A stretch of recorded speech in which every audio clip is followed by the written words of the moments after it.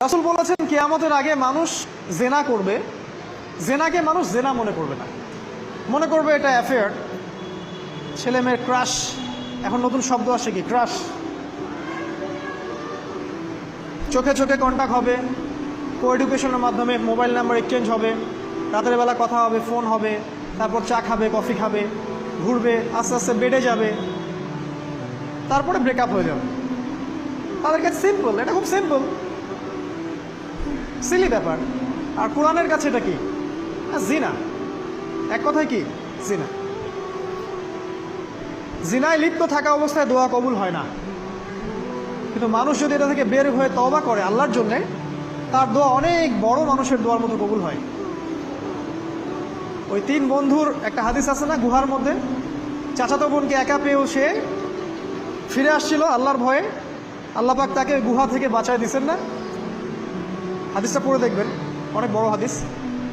জিনা থেকে দূরে থাকলে হৃদয়ে নূর আসবে।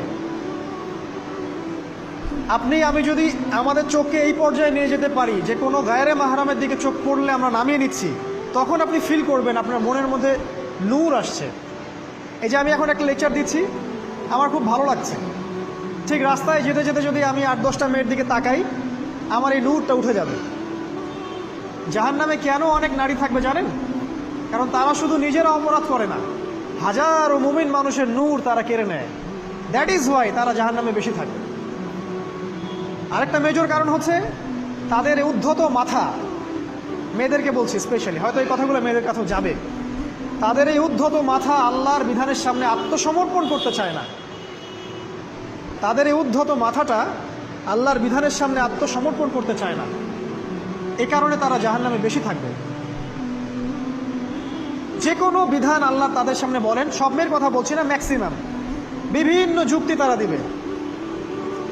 সামি'না ওয়া আতা'না এই পর্যায়ের না, যুক্তি দিবে।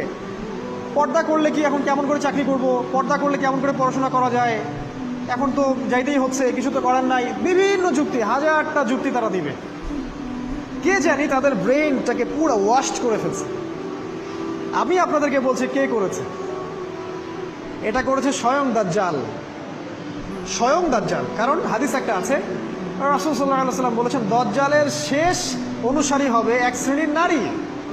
মাশাআল্লাহ।